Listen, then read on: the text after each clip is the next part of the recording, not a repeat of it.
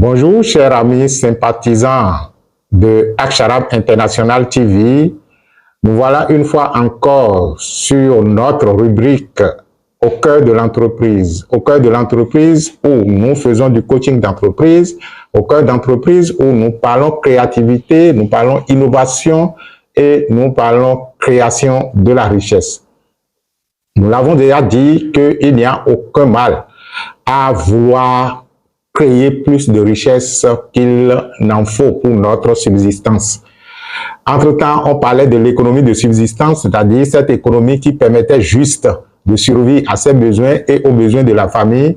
Mais de plus en plus, nous avons des défis au niveau de l'humanité, nous avons des défis au niveau de nos communautés, ces défis qui nous interpellent. Et pour relever ces défis, il faut naturellement créer davantage de la richesse et ne plus s'atteler juste à une économie de subsistance. Et le thème sur lequel nous allons échanger dans cette capsule s'intitule « Être aux commandes de sa vie pour réussir en entrepreneuriat ». Être aux commandes de sa vie pour réussir en entrepreneuriat. C'est vrai que on nous incite de plus en plus à entreprendre et que l'idée classique qui consiste à sortir des centres de formation, à sortir des universités et prétendre que l'on puisse être embauché par quelque part par un employeur, que cette idée est en train maintenant de reléguer au second plan. Dans les années 90, c'était difficile à avaler parce qu'on sortait des années 80 où l'État consommait encore et que la crise était, disons, la crise passait par là. Au début des années 90, on a commencé par dire aux jeunes, ok, d'accord, n'attendez plus que l'État vous recrute dès que vous sortez, c'était difficile. Mais nous avons parcouru du temps avec maintenant le concept, avec l'idée et aujourd'hui, ce n'est plus un sujet tabou, ce n'est plus un sujet difficile à aborder parce que la réalité du terrain est là. Mais cette réalité du terrain qui est là et qui nous impose de nous auto-employer demande disons, des exigences de la part de ceux-là qui veulent s'auto-employer. Et l'une des exigences, c'est justement que la personne peut se mesurer d'abord avant de voir s'il est en mesure d'entreprendre quoi que ce soit et de réussir dans le domaine de l'entrepreneuriat. Et l'un des indices, c'est justement de voir si vous êtes véritablement aux commandes de votre vie. Si vous n'êtes pas quelqu'un qui est aux commandes de votre vie, il vous serait très difficile de réussir dans l'auto-emploi, il vous serait très difficile de réussir dans l'entrepreneuriat parce que justement, vous serez obligé d'être responsable, vous serez obligé d'être aux commandes de votre entreprise. Et pour être aux commandes de l'entreprise, c'est justement qu'il fallait d'abord être aux commandes de sa vie. Nous allons essayer, dans la mesure de nos compétences, de vous éclairer sur comment peut-on savoir que l'on est aux commandes de sa vie, comment peut-on savoir que l'on est suffisamment responsable de sa vie, cette responsabilité personnelle qui, en fait, vous permet de réussir en entrepreneuriat si, entre-temps, vous décidez d'en emprunter le chemin. Donc, il est normal qu'on puisse s'entendre déjà sur le fait que seuls ceux qui sont véritablement aux commandes de leur vie peuvent réussir en entreprise parce que, justement, ils seront seuls face au destin de l'entreprise comme ils ont été seuls face au destin de leur vie. Ils ont été face à la destinée de leur vie. Par conséquent, ils pourront donc assumer la destinée de l'entreprise. Alors, la première question d'abord, c'est de répondre par, nous allons, faire un raisonnement pas absurde, par absurdité, on dit. Donc, c'est comment peut-on savoir que l'on n'est pas aux commandes de sa vie?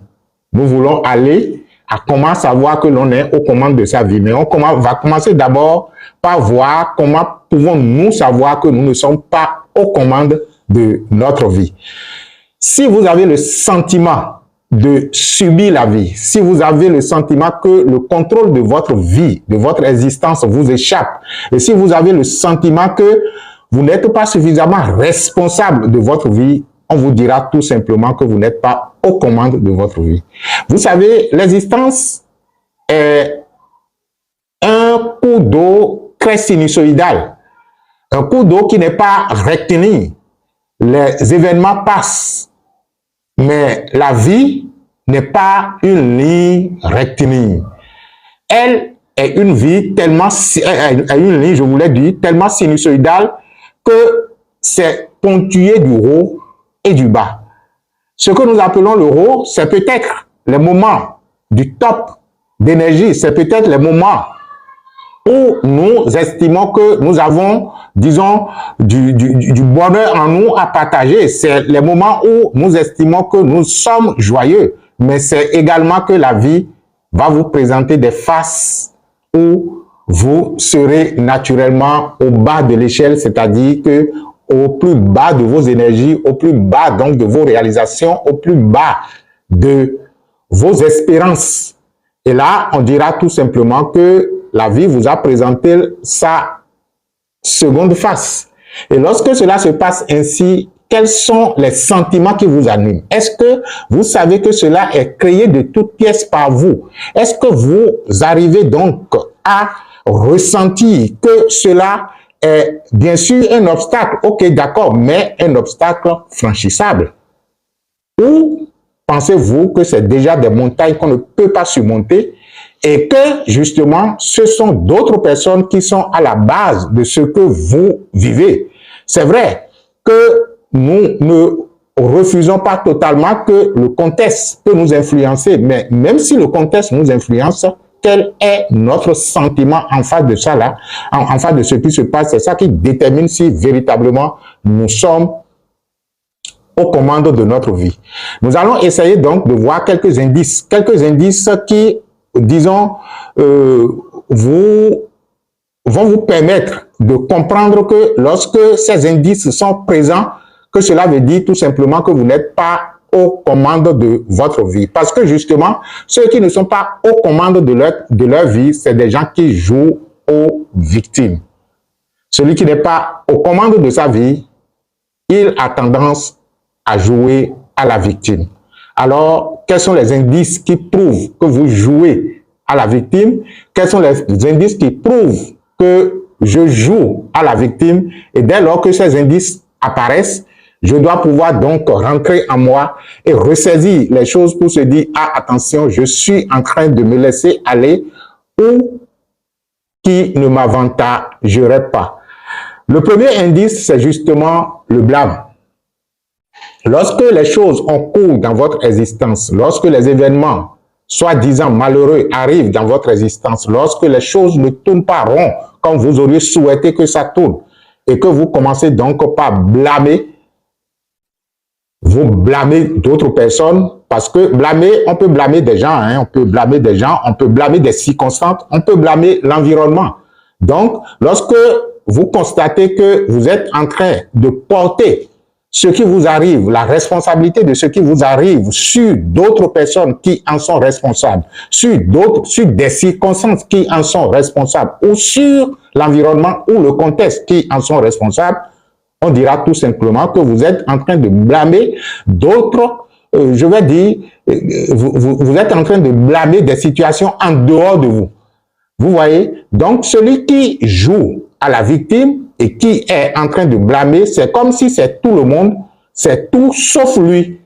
Il ne se sentira jamais responsable de quoi que ce soit dans ce qui arrive, mais il essaiera toujours de reporter la responsabilité, soit sur des gens autour de lui, ou des gens dans un environnement aussi lointain que possible autour de lui, ou des situations qui existent, ou les contextes dans lesquels il s'est retrouvé, s'il va se baser donc sur tout ça pour blâmer, pour dire alors que ce n'est pas lui, ce ne sera jamais lui.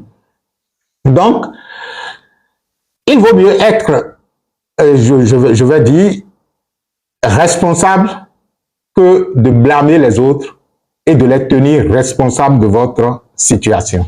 Si vous faites ainsi, cela veut dire que vous êtes en train de jouer à la victime et que vous n'êtes pas aux commandes de votre vie. Vous êtes en train de céder votre pouvoir, le pouvoir que vous avez à pouvoir régler les choses, le pouvoir de solution que vous avez, vous êtes en train donc de les céder aux circonstances, vous êtes en train de les céder aux autres et vous ne pourriez jamais sortir de la situation dans laquelle vous êtes parce que justement, vous avez déjà accordé le pouvoir à quelqu'un d'autre ou à d'autres événements. Le deuxième indice, c'est justement la justification. Il y en a qui se réservent de ne pas blâmer parce que certainement, peut-être, dans leur religion, on leur a dit de ne pas dire mal des autres. Et s'ils ne disent pas mal des autres, ils s'efforcent de ne pas dire mal des autres, ils disent au moins mal des situations. Ils oublient que les situations sont également donc des entités et que le contexte également est une entité à prendre en compte et à ne pas blâmer. Donc, ceux-là, ils s'adonnent peut-être à la justification. La justification est, disons, je vais dire que c'est un des astuces que notre ego, notre personnalité limitée utilise pour se conforter dans sa position. Lorsque, disons, quelqu'un qui se sent victime joue à la justification, il dira par exemple, quand je prends le contexte de l'entrepreneuriat dans lequel nous sommes, où nous voulons inciter les gens à s'auto-employer, celui qui fait de la justification par exemple et qui n'arrive pas à entreprendre, il va justifier que bon, il vaut mieux se contenter du peu que de vouloir chercher plus et échouer. Vous voyez, donc ça lui permet donc de se conforter dans sa situation et de ne jamais chercher à aller de l'avant. Il se dira, oui, moi, je pense qu'il vaut mieux être salarié. Hein, là, quelqu'un d'autre réfléchit à votre place et vous n'allez plus réfléchir à la fin du mois. Je me rappelle, il y a quelques années, je devais m'associer à quelqu'un pour prendre certaines initiatives. Et quand le monsieur m'a apporté, en fait, il était dans une entreprise salariée. On était en train d'échanger et disons, à un détour de nos échanges, il me disait, moi-même, je lui demandais, mais tu es un salarié, tu es bien payé, mais pourquoi tu penses quand même faire chose? Il dit que c'est sa passion de pouvoir développer ce service-là, de pouvoir développer ce produit. On va y revenir. Ça fait partie également des indices qui prouvent que si vous pouvez réussir dans la prise disons, dans vos idées entrepreneuriales. Et dans le temps, il me disait que son patron, quand le patron a eu écho du fait qu'il était en train de prendre telle et telle initiative, le patron l'a appelé, ils échangeaient, il dit, mais mon frère, mais pourquoi tu veux réfléchir à ce que quelqu'un d'autre fait déjà pour toi? De toutes les façons, le patron le dissuadait de ne pas se lancer sur cette voie parce que justement, il est déjà dans une entreprise et qu'il est payé. Donc, il n'aura plus à réfléchir sur comment gérer les fins du mois, alors qu'entre-temps, s'il lançait son idée et que par la suite, il quittait là où il se retrouve, que ce serait donc lui de réfléchir aux autres. Les gens ne comprennent généralement pas que pour avoir une grande solution à un petit problème, il faut justement réfléchir au grand nombre. Quand je prends le seul contexte de ce sur quoi nous sommes en train de changer, où je donnais l'exemple de cet ami à qui le patron disait de ne pas se lancer dans une idée d'entreprise parce que il va réfléchir à beaucoup de personnes alors que déjà lui, ce travail est fait en son nom et que à chaque fin du mois, il est déjà bien payé. J'avoue que le monsieur était relativement bien payé. C'est justement que si vous voulez avoir plus que vous en avez, il faut faire en sorte que d'autres personnes puissent en avoir plus. C'est-à-dire que réfléchir à comment d'autres personnes puissent en avoir. Et dès lors que vous commencez par réfléchir à comment faire pour que des gens puissent en avoir encore et encore, ça passe par vous d'abord avant d'aller vers cela. Cela veut dire que lorsque je monte une boîte et que je suis obligé de chercher les solutions qui concernent N personnes, ces solutions, dès lors que je les trouve pour N personnes, cela veut dire que c'est des solutions qui m'appartiennent individuellement. C'est une façon donc de dire que le patron n'avait pas trop vu juste. Et le troisième indice, c'est la plainte. Il y en a qui, à défaut de justifier leurs conditions, se plaignent éternellement de ce qui se passe. Et une fois que vous êtes capté sur, c'est mon ami Mac qui dit, la fréquence Plainte FM. Lorsque vous êtes branché sur la fréquence Plainte FM, vous aurez encore et encore de quoi vous plaindre. Aucune situation malheureuse ne s'en va parce qu'on s'en plaint. Aucune situation, aucun événement malheureux ne vide votre chambre parce que vous vous en plaignez. Lorsque on se plaint de ci ou de ça, on a toujours des raisons de se plaindre davantage. Donc, voilà quelques indices. Et lorsque ces indices sont présents, lorsque vous constatez que vous êtes souvent en train de blâmer, lorsque vous constatez que vous êtes souvent en train de justifier le peu que vous avez, ou la situation dans laquelle vous vous trouvez et qui, naturellement, ne vous fait pas du bien, lorsque vous sentez que vous êtes en train de vous plaindre, sachez que vous n'êtes pas aux commandes de votre vie. Mais on se demande alors, mais pourquoi nous faisons tout ça? Pourquoi on a tendance à jouer à la victime? Pourquoi on a tendance à justifier ce qui, en fait, apparemment, ne nous fait pas du bien? Pourquoi on a tendance à se plaindre de ce qui ne va pas? Pourquoi on a tendance à jouer tout simplement à la victime? Vous savez, lorsque nous étions enfants, quand quelque chose ne va pas, qu'est-ce que l'enfant fait? L'enfant commence par se plaindre et l'enfant commence par pleurer. Vous voyez, l'enfant commence par pleurer et il y a même un dicton qui dit, lorsque l'enfant pleure, on lui donne du lait. C'est une façon de dire, entre griffes, lorsque quelque chose ne va pas, que l'âme classique de l'enfant, c'est justement la plainte, c'est justement les pleurs parce que l'enfant n'a pas la force de pouvoir se prendre en charge. Le bébé n'a pas la force de pouvoir se prendre en charge pour un certain nombre de besoins. Alors, le bébé est obligé, pour attirer l'attention de ses parents, pour attirer l'attention de l'entourage, il est obligé donc de se plaindre, de pleurer, et lorsqu'il pleure, on lui donne du lait.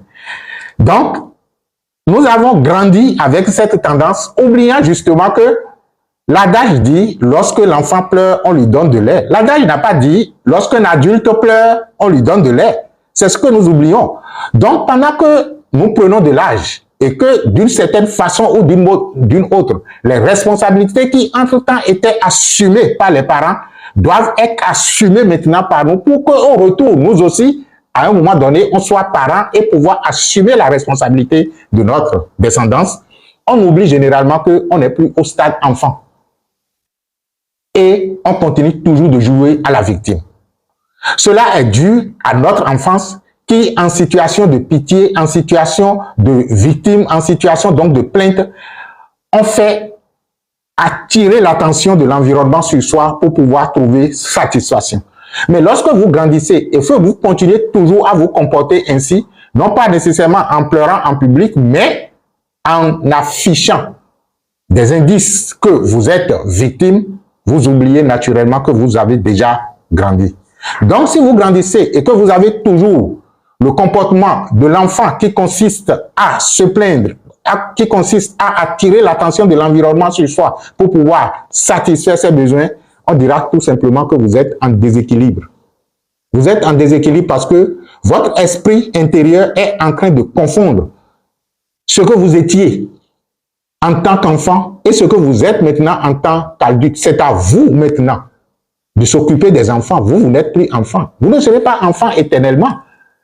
Voilà pourquoi, généralement, nous confondons pitié, responsabilité, et on se dit, bon, une fois que je vais faire ça, les gens vont, je vais attirer l'attention des gens, ils vont me regarder, et ils vont faire ci, et ils vont faire ça. Et depuis que nous sommes en train de faire cela, qu'est-ce que nous avons eu de la part des autres? Qu'est-ce que nous avons eu de la part de notre environnement qui nous a véritablement satisfait et qui nous a permis de nous soustraire de la situation dans laquelle nous sommes? Rien. Absolument rien. Donc, il est temps que l'on se prenne en charge et que l'on sache justement que on doit être suffisamment responsable.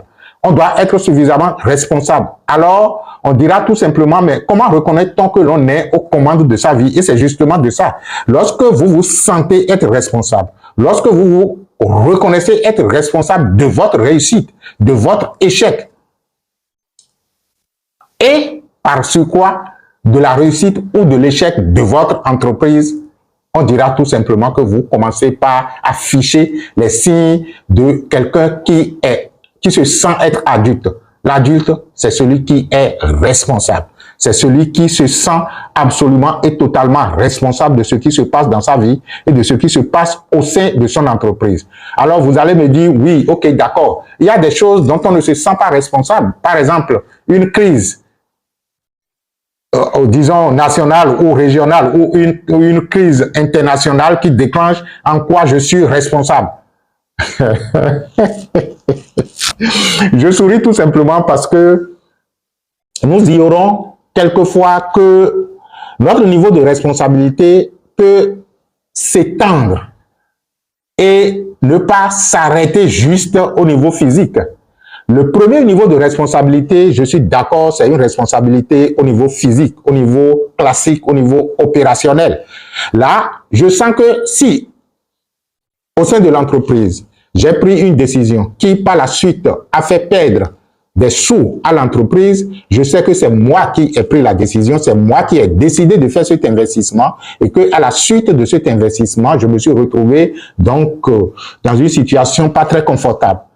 Mais il arrive des moments où la décision n'émane pas directement de vous, mais quelque chose qui peut-être s'impose à vous. Si vous êtes par exemple dans je fais coller cela au monde de l'entreprise. Si vous êtes un certain nombre de partenaires à vous associer au sein de l'entreprise et que une décision doit être prise, vous, en tant que personne, en tant qu'individu, en tant que l'un des acteurs, en tant que l'un des partenaires de l'entreprise, vous n'êtes pas pour la décision et que de façon majoritaire, la décision est prise, c'est-à-dire qu'à plus de 50%, les actionnaires disent voilà ce qui va se passer. Et que vous n'êtes pas peut-être dans le rang de ceux-là qui ont pris cette décision et que finalement, la décision n'a pas porté fruit. On dira tout simplement que, bon, vous allez vouloir vous soustraire pour dire, oui, en son temps, je leur ai dit ça. Ok, d'accord, ça, vous n'êtes pas physiquement, ou du moins sur le plan classique, on dira que vous n'êtes pas, vous ne faites pas partie de la décision. Mais il y a ce qu'on appelle la responsabilité au niveau émotionnel et sentimental.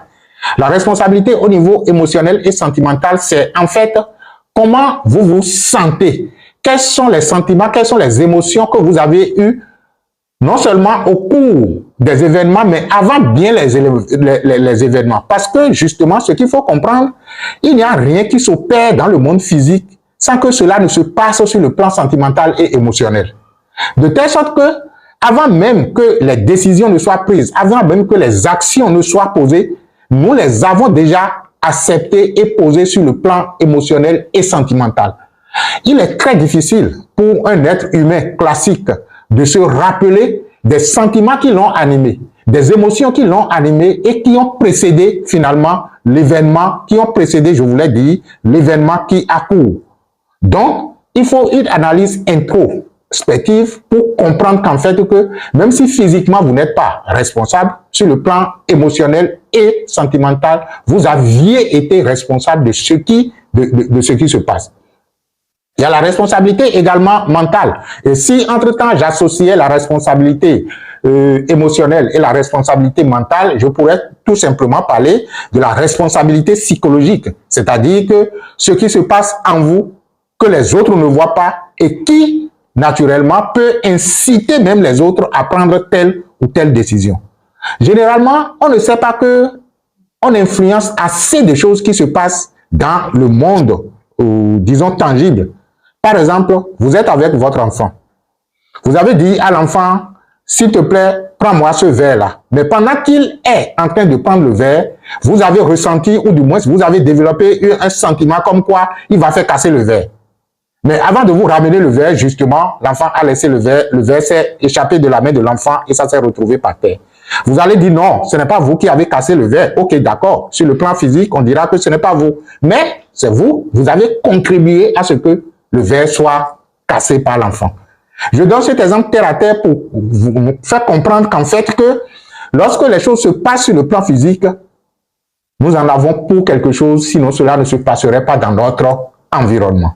C'est en fait élever sa conscience, élever son niveau de responsabilité et chercher à couvrir ce qui se passe. Je vous dirai vers la fin de l'émission pourquoi il faut faire cet effort d'élévation de conscience, pourquoi il faut ouvrir sa conscience et faire, disons, et assimiler ou ouvrir sa conscience pour, disons, englober ce qui se passe dans sa conscience. Et enfin, la responsabilité, j'avais parlé donc des pensées, hein, quelles sont les pensées que vous émettez, quelles sont les émotions, et enfin, il y a une responsabilité qui, en fait, est très difficile à percevoir, et cette responsabilité est une responsabilité qui échappe à notre mental. On parle de la responsabilité spirituelle. La responsabilité spirituelle, comme quoi les choses sont ce qu'elles sont et ne peuvent être que ce qu'elles sont. Parce que si les choses ont d'autres possibilités d'être autre chose en ce moment même, elles le seront déjà.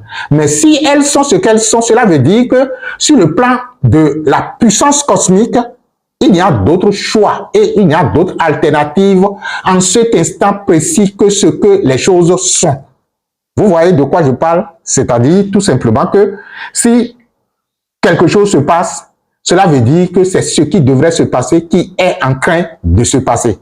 Lorsque vous captez la chose ainsi, cela veut dire qu'en arrière-plan de ce qui se passe, vous êtes en train donc de dire que votre esprit supérieur qui échappe à votre mental, mais qui est en fait ce qui est votre raison d'être dans ce monde, a la maîtrise totale de ce qui se passe parce que il l'a laissé être ce qu'ils sont. Je ne veux pas rentrer trop dans des considérations spirituelles, sinon je vous donnerai assez d'exemples dans les différents livres, disons sacrés, pour vous montrer que les prophètes et les grands maîtres du passé arrivent à maîtriser les situations parce que justement, ils élèvent leur responsabilité au niveau de la responsabilité spirituelle qui leur permet donc d'avoir le pouvoir et la force de maîtriser les choses. Alors, on dira tout simplement, mais comment parvenir à être totalement responsable, tel que je suis en train de le décrire, pour non seulement réussir notre vie personnelle, pour être aux commandes de notre vie personnelle, mais également interagir favorablement au sein de l'entreprise pour une réussite parfaite. Il faut naturellement aller à la connaissance. Il faut aller à la connaissance parce que si nous avons l'existence et un appareil que nous avons acheté, il faut naturellement comprendre le mode d'utilisation de l'appareil. Il faut comprendre la notice explicative de l'appareil. Donc, nous vivons tout simplement dans un monde sans savoir quel est le code de la vie. Comment devons-nous vivre? Et l'une des façons de comprendre justement, c'est de contribuer à son propre éveil, de contribuer à l'éveil de sa conscience pour que, au fur et à mesure que nous vivons sur cette terre, que le temps que nous passons sur la terre soit je vais dire quoi, soit le chemin que nous parcourons pour grandir encore et encore dans notre conscience. Alors, je vais vous donner tout simplement quelques indices.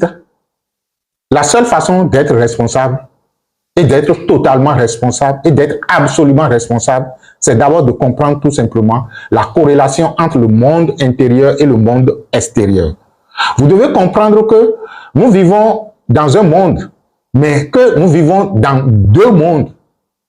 Un monde qui est à l'intérieur de vous, que nous allons appeler le monde intérieur, et un monde qui est à l'extérieur, qui en fait est le monde classique, le monde de j'ai bougé cette chaise, j'ai demandé à telle personne de faire ci, j'ai levé tel fonds, j'ai investi dans tel domaine, et j'ai fait telle réunion et j'ai pris telle ou telle décision, j'ai demandé à tel collaborateur de faire ci, de faire ça. Ça, c'est le monde classique. Mais le monde intérieur, c'est justement en vous, qu'est-ce qui se passe en vous qui vous permet d'agir de façon correcte ou incorrecte suivant l'objectif à atteindre, parce que rien n'est correct, rien n'est incorrect. On ne classe de correct et d'incorrect que par rapport à l'objectif. Toute chose qui vous permet d'atteindre votre objectif, vous allez dire par exemple que cela, c'est ce qui est bien pour vous. Mais toute chose qui ne vous permettent pas d'atteindre votre objectif, vous allez dire que ça, ce n'est pas correct. Lorsque le voleur a organisé son plan avec ses collaborateurs et il a donné les instructions et ils ont posé, c'est-à-dire ils ont élaboré les stratégies et ils ont mené les actions qu'il faut et que finalement ils sont arrivés à avoir leur butin, pour eux, ça a été de très bonnes actions. Mais pour le propriétaire donc qu'on a volé, peut-être qu'il a oublié de fermer sa porte ou bien il a dû laisser sa clé quelque part qu'ils ont dû photocopier. Pour lui, ça a été une mauvaise action. Donc, bonne ou mauvaise action, ça dépend de l'objectif qu'on s'est fixé. Donc, je vous ramène au sujet de l'heure pour dire tout simplement que lorsque nous menons des actions sur le plan extérieur, il y a que dans notre monde intérieur, dans notre intérieur, il y avait eu déjà des racines qui ont poussé cette action. Et ces racines sont justement nos pensées, sont justement nos émotions et sont en fait les courants d'énergie qui nous traversent et qui nous orientent dans tel ou tel sens. Vous allez constater, par exemple, que dans une journée, lorsque on se sent heureux, on a tendance à ne poser que de très belles actions. Lorsque vous vous levez du lit avec un sourire à embraser tout l'univers, lorsque vous vous levez du lit avec, disons, de l'énergie au top niveau, vous aurez tendance à vouloir saluer tout le monde joyeusement et au service, vous aurez tendance à poser les meilleures actions qu'il faut. Mais lorsque déjà, vous vous levez avec des plaintes et des soucis et du stress, soyez sûr et certain que la journée est déjà, bon, à moitié gâtée. C'est pour dire tout simplement que les résultats que nous avons à l'extérieur dépendent naturellement de notre monde intérieur. Donc, ce qu'il faut comprendre, il faut comprendre que nos pensées sont les racines qui, en fait, donnent naissance à nos sentiments et émotions et que ce sont naturellement les sentiments et émotions qui produisent des actions et que c'est les actions que nous posons qui donnent les résultats. Lorsque je comprends et que je m'analyse et que je comprends tout simplement que dans tel contexte, ou du moins avec tel sentiment et tel état d'esprit, voilà ce que je voulais dire, avec tel état d'esprit, j'ai tendance à vouloir poser des actions qui me conduisent à l'atteinte de mes objectifs. Je fais en sorte de cultiver alors encore et encore cet état d'esprit qui est un état d'esprit de réussite. Vous voyez? Donc, comprendre que ce sont nos pensées qui donnent naissance à nos émotions et que ce sont nos émotions et sentiments, je voulais dire, qui, en fait, constituent le carburant, le moteur qui donne naissance à nos actions et que naturellement, c'est les actions qui donnent les résultats et que les objectifs soient atteints ou non. On comprend alors comment forger son monde intérieur pour pouvoir donc ne poser que des actions qui nous font évoluer. Je ne dirais pas que dans ce contexte, on ne connaîtra pas d'échec, encore que le mot échec, ce n'est qu'un nom. Et si l'échec était tout simplement une façon de comprendre la façon dont il ne fallait pas faire, et que comprenant ainsi, ne le faisant plus de cette façon, je cherche maintenant une autre alternative qui me conduit naturellement à la réussite, alors je rendrai gloire à l'échec de m'avoir montré alors la façon dont il ne fallait pas faire. Donc, au total, mon monde intérieur crée mon monde extérieur. Et on dira, ok, d'accord, mais les pensées, on n'arrive pas à les arrêter. Nos émotions, on n'arrive donc pas à les contrôler. Personne ne nous demande de les contrôler. Mais c'est de comprendre tout simplement le processus qui leur permet de se faire mouvoir et de comprendre comment on peut, en présence de telle ou telle émotion, choisir naturellement celle qui m'arrange et qui me conduit à la réussite. On dira tout simplement que tout ça, ça vient de notre programmation. Ok, d'accord. Il fallait alors donc chercher à se reprogrammer autrement. Et pour y arriver, je vous invite à cette méga formation que nous organisons. Il y a 3 grandes personnalités qui organisent une formation en ligne. Il s'agit donc de la formation image de soi, confiance en soi et atteinte des objectifs. Transformez vos compétences en résultats concrets. Les animateurs de cette formation, c'est justement le maître Elmancio Gosson, coach de vie et de performance. Vous avez Marc-Henri Fagla, qui est un spécialiste des ressources humaines. Il y a des années que nous sommes en train de collaborer et je pense que c'est la synthèse de tout ce que nous avons fait à travers beaucoup d'entreprises. Et on a le cabinet AK International Consulting, un cabinet qui est dirigé par ces trois personnalités dont je parle, Elmancio Gosson, Marc-Henri Fagla et moi, Maurice Awende. Nous allons ensemble animer en ligne la formation dont je vous parle et c'est une formation qui va vous permettre naturellement de vous dépasser. C'est une formation qui va vous permettre, quels que soient les objectifs que vous allez vous fixer, si vous avez encore un peu de temps sur cette terre, vous aurez la chance donc de mesurer